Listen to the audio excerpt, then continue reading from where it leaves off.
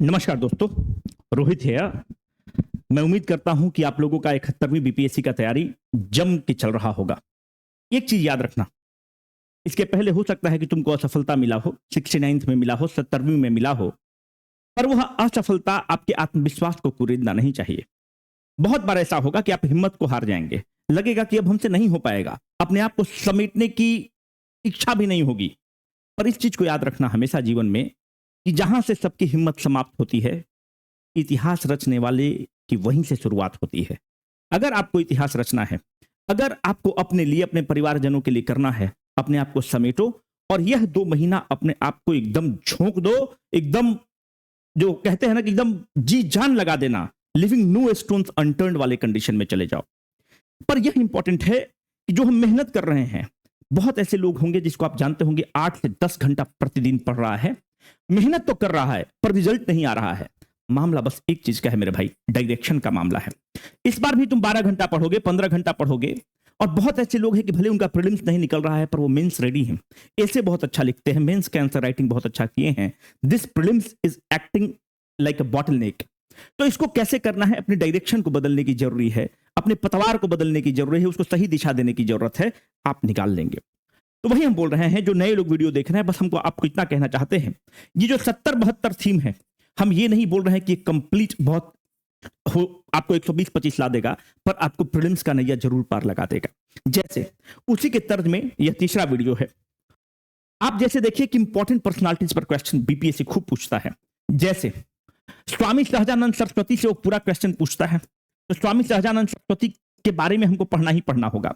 राजेंद्र प्रसाद हमने करा दिया है, आपको कंप्लीट करा दिया है, एक क्वेश्चन बाहर नहीं जाएगा। जयप्रकाश नारायण से वो क्वेश्चन पूछता है कि किस दिन भागे, कैसे भागे, ये सब पता होना चाहिए। योगेंद्र शुक्ला का स्टोरी आपको पता होना चाहिए। श्री कृष्ण सिंह से वो क्वेश्चन पूछता है। अनुग्रह नारायण सिंह से क्वेश्चन पूछता है। श्री बाबू को क्या बोलते हैं? बिहार केसरी बोलते हैं। इनसे पूछ लेता है, आपको कंफ्यूज कर देता है कि 1937 में जो गवर्नमेंट बनता है, कैसे गवर्नमेंट बनता है, कैसे स्वराज पार्टी बनता है, ये सब आपको पता होना चाहिए। अनुग्रह नारायण सिंह के बारे में आपको पता होना चाहिए कि कैसे फाइनेंस मिनिस्टर बनते हैं, जो सेक्रेटेरिएट गोलीकांड पटना में होता है, इन्हीं के कारण क्यों होता है, कैसे होता है, ये पूछ आपको पता होना चाहिए, क्योंकि सेक्रेटेरिएट गोलीकांड is one of the most important theme of the BPSC. Jagjivan Babu बहुत इंपॉर्टेंट थीम है, लो हैंगिंग फ्रूट है। आज हम लोग जगजीवन राम को खत्म कर देंगे, फिनिश कर देंगे, और कुछ मिसलेनियस टॉपिक्स हैं। तो आप बोल रहे हो कि बार बार 70-72 थीम का ज्ञान देते हो मास्टर, बताते नहीं हो 70-72 थीम। इसलिए नहीं बता रहे हैं क्योंकि इसका अगर आएगा तो पूरा प्लान से आएगा। अगर हम लोग कहीं इंटर करते हैं तो पूरे प्लान से इंटर करते हैं, नहीं तो बाहर से एग्जिट कर जाते हैं। तो अभी तक हम लोगों ने ये डिसाइड नहीं किया है कि ये 70-72 थीम पर हम वीडियो बनाएंगे कि नहीं। अभी हम लोग 2-3 वीडियो ट्रायल लगातार, हमने आपको कमिट किया था, लगातार वीडियो आ रहा है, क्योंकि ट्रायल पर देख रहे हैं कि रिस्पॉन्स क्या है। आप लोग को जो सजेशंस देते हैं कमेंट बॉक्स में, एक एक सजेशन पढ़ा जा रहा है और टीम उसको कस्टमाइज कर रहा है। ऐसा नहीं कि हम कुछ और परोस दे और आपको नीड अलग है, आपका नीड अलग है, तो उसके लिए हम लोग इसको वेट कर रहे हैं। चलिए स्टार्ट करते हैं। जगजीवन राम को गर्दा मचा देंगे हम लोग, धुआं धुआं कर दिया जाएगा। एक क्वेश्चन जगजीवन राम से, कोई भी मार्केट का टेस्ट सीरीज, कोई भी पीवाईक्यू उठा लो, जिसका टेस्ट सीरीज उठा के बना लेना, क्वेश्चन बाहर नहीं जाएगा। बाबू जगजीवन राम जो है, इनका जन्म कहां हुआ है? एक जगह है चंदवा। कहां पर है? चंदवा, भोजपुर में एक जगह है। Fancy medium you call it as a Bhojpur, और हम लोग गांव देहात वाले बोलते हैं भोजपुर में जगह है। तो भोजपुर में जगह है चंदवा, वहां पर जगजीवन राम का जन्म हुआ है।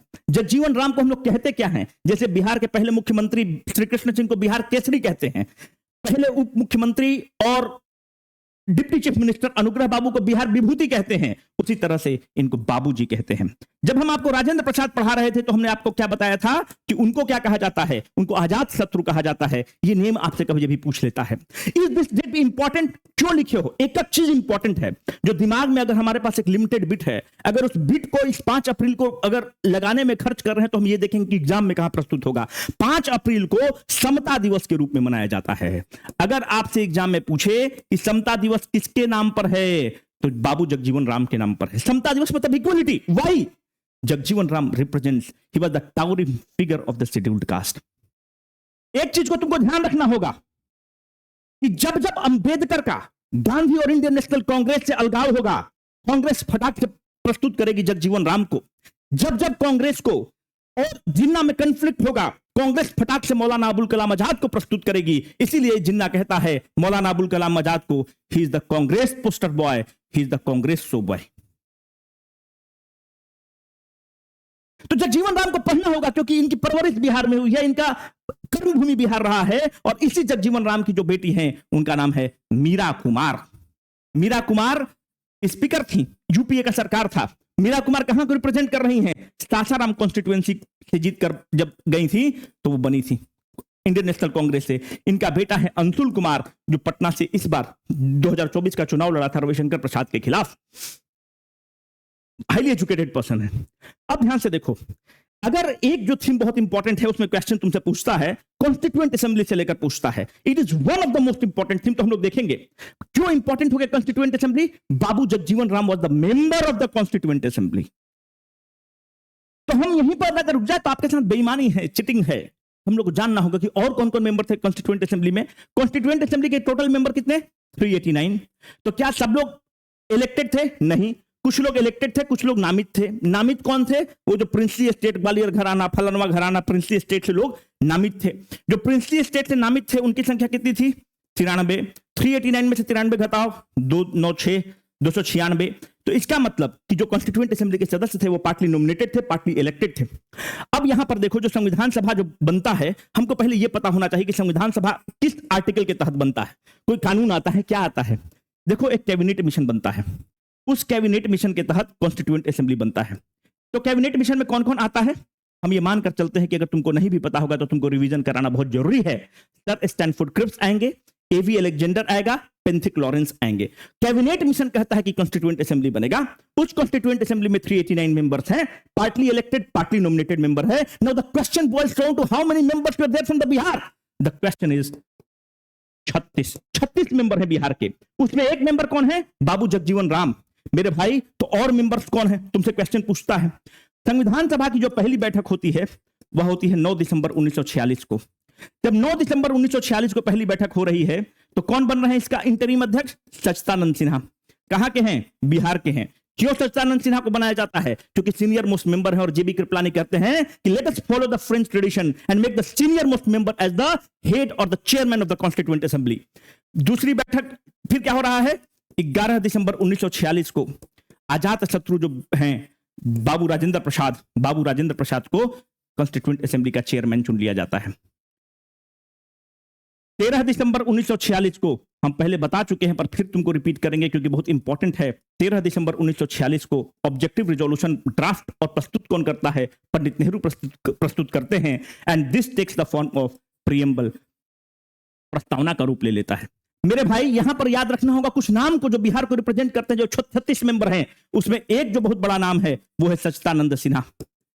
दूसरा, सच्चिदानंद सिन्हा को कहा जाता है the architect of the modern Bihar. दूसरा, राजेंद्र प्रसाद, वो तो अध्यक्ष ही बनते हैं। तीसरा बड़ा नाम जगजीवन राम। चौथा बड़ा नाम श्री कृष्ण सिंह, बिहार के प्रथम मुख्यमंत्री श्री कृष्ण सिंह। पांचवा बड़ा नाम अनुग्रह नारायण सिंह।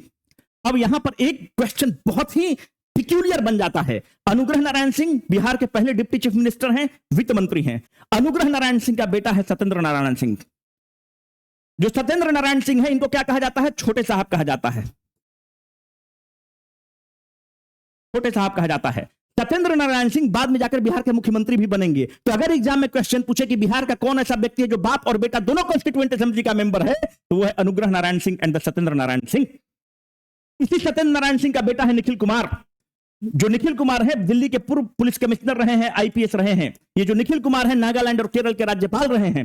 तो इसी निखिल कुमार का जो साला है उनका नाम है एनके सिंह, जो 15वां वित्त आयोग का अध्यक्ष है। और इसी निखिल कुमार का भी साला है पप्पू सिंह, जो पूर्णिया वाला, जो भी जन स्वराज पार्टी है उसका राष्ट्रीय अध्यक्ष है। समझ गए बात को? तो अब ध्यान से देखो, ये क्वेश्चन बहुत इंपॉर्टेंट बन जाता है कि अनुग्रह नारायण सिंह और सत्येंद्र नारायण सिंह बाप और बेटा हैं और दोनों कॉन्स्टिट्यूएंट असेंबली के मेंबर हैं। छठा इंपॉर्टेंट नाम दरभंगा महाराज कामेश्वर सिंह, दरभंगा महाराज कामेश्वर सिंह। ये सारा नाम बताना बहुत इंपॉर्टेंट है।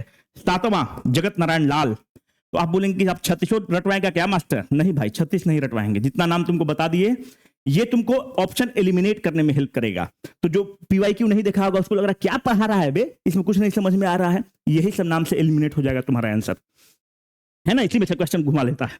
तो हमको ये पता होना चाहिए कि हम लोग कंस्टिट्यूएंट असेंबली के कौन कौन मेंबर थे। जगजीवन बाबू उसके मेंबर थे और जो हम आपको बता दिए मोर देन इनफ है, इससे क्वेश्चन बाहर नहीं जाएगा। देखो 1928 में क्या हो रहा है कि जो शेड्यूल्ड कास्ट के लोग हैं, जो डिप्रेस्ड क्लास के लोग हैं, उन लोग नेशनल मूवमेंट से अपने आप को लैच नहीं कर पा रहे हैं। उस समय भेदभाव ज्यादा था, असमानता ज्यादा था, अनटचेबिलिटी पीक पर था। तो 1928 में ये लोकल रविदास सभा का आयोजन कर रहे थे। रविदास सभा मतलब क्या होता है, जो डिप्रेस्ड क्लास के लोग हैं, जो शेड्यूल्ड कास्ट के लोग हैं, उनका जन जागरण कर रहे थे। उनको बोल रहे थे कि नहीं, जब हम भारत बनाएंगे तो बहुत सुंदर भारत होगा जिसमें छुआछूत नहीं होगा, जिसमें बराबरी होगा, जो कि हुआ भी बाद में। तो लोकल सभा जो रविदास सभा है उसको 1928 से ये ऑर्गेनाइज कर रहे हैं। 1932 में देखोगे तो गांधी जी क्या बना देंगे, हरिजन सेवक संघ। ये बहुत इंपॉर्टेंट है, इसको स्टार मार्क करके लिखो। गांधी जी बना देंगे हरिजन सेवक संघ। अगर दिल्ली विल्ली में रहते हो तो तुम इसको अप्रिशिएट करोगे कि जब तुम किंग्सवे कैंप पे उतरोगे, है ना, जो जीटीबी नगर उतरोगे, गेट नंबर 1 से एग्जिट करके और तुम ढाका की तरफ आओगे, मुखर्जी नगर की तरफ आओगे गेट नंबर 1 से एग्जिट करके, तो वहीं पर तुमको हरिजन सेवक संघ का, किंग्सवे कैंप से मतलब 1 किलोमीटर दूर भी नहीं है, वहीं पर तुम देखोगे कि हरिजन सेवक संघ का हेडक्वार्टर है। ये स्टार मार्क करके लिखो कि हरिजन सेवक संघ गांधी जी बनाते हैं। ऑप्शन में अंबेडकर देगा, जगजीवन राम देगा, तुमको प्रॉम्प्ट करेगा टिक मारने के लिए, और फिर तुम बोलोगे कि मास्टर तुम बताए नहीं, वहां पे ढेचू ढेचू करके मत आना। अब ध्यान से देखो, जब हरिजन सेवक संघ बनेगा तो गांधी के पास एक चेहरा चाहिए। तो चेहरा कौन है दलित में, जगजीवन राम, जिनको तुम बाबूजी कहते हो। देखो इससे क्वेश्चन पूछता है, और जब बाबूजी को देखोगे तो हरिजन सेवक संघ का इनको सेक्रेटरी बना दिया जाएगा। 1934 एक इन्फ्लेक्शन पॉइंट है। जब हरिजन सेवक संघ यहां पर बनता है तो 1934 में बिहार में अर्थक्वेक आ जाता है। कहां पर, ऑब्वियसली नॉर्थ बिहार में आएगा। जब अर्थक्वेक आता है और बिहार में त्राही मच जाता है तो गांधी जी से पहली बार जो मिलते हैं, जो जिसपे बहुत निकटता हो जाता है, तो गांधी जी से बाबूजी मिलते हैं। गांधी जी को इन पर करिश्मा लगता है और गांधी जी इनको राष्ट्रीय फलक पर प्रमोट करना स्टार्ट करते हैं एज ए दलित फेस। 1934 में फिर तुम देखो कि ये बनाते हैं ऑल इंडिया रविदास महासभा। आपसे पूछेगा कि इसकी बैठक कहां होती है, सम्मेलन कहां होता है, कलकत्ता में इसका सम्मेलन होता है, ऑल इंडिया रविदास महासभा। स्टार मार्क करके लिखो। ये तुमसे क्वेश्चन पूछेगा कि इसके जनक कौन है, कन्वेनर कौन है, तो बाबूजी हैं। 1935 को और स्टार मार्क करके लिखो। 1935 में रांची में एक कमीशन आता है, उसका नाम है हेमॉड कमीशन।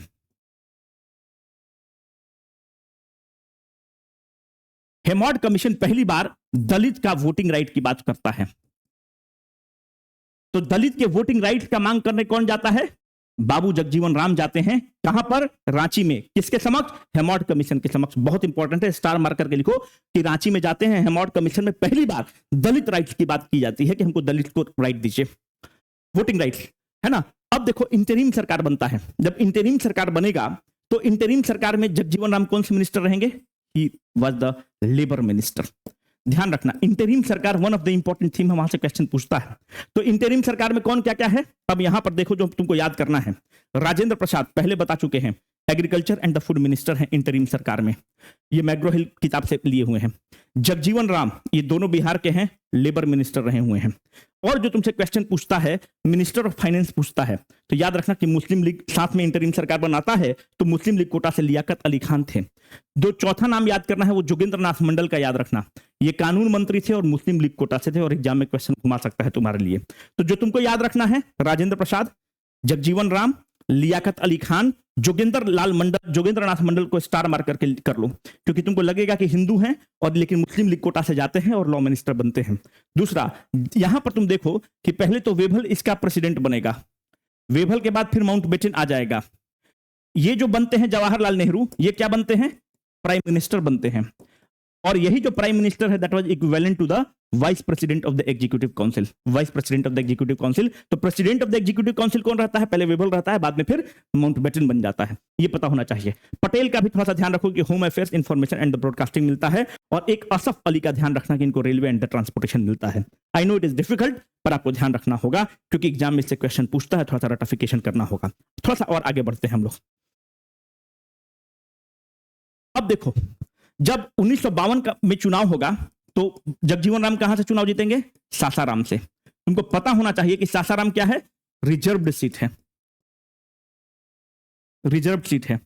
अब हम तुमको होमवर्क क्या दे रहे हैं, हमको बताओ कि बिहार में total number of reserved seat कितना है। इतना तो तुमको पता होगा ना कि बिहार में टोटल 40 सीट है लोकसभा का। उस लोकसभा में रिजर्व सीट की संख्या कितनी है, पार्लियामेंट में, लोकसभा में, पार्लियामेंट में नंबर ऑफ रिजर्व सीट की संख्या कितनी है, कमेंट सेक्शन में हमको बताओ। फिर तुम देखो कि 1970 से 74 के बीच में ये देश के डिफेंस मिनिस्टर रहेंगे। जब देश के डिफेंस मिनिस्टर रहेंगे तब क्या होगा, इसी समय बांग्लादेश का लिबरेशन वार चल रहा है। तो अगर एग्जाम में कभी क्वेश्चन पूछते कि जब बांग्लादेश का लिबरेशन वार चल रहा था तो देश के डिफेंस मिनिस्टर कौन थे, तो बाबू जगजीवन राम थे। याद रखना कि 1977 में अगर तुम देखोगे तो कांग्रेस को ये छोड़ देते हैं और बनाते हैं कांग्रेस फॉर डेमोक्रेसी।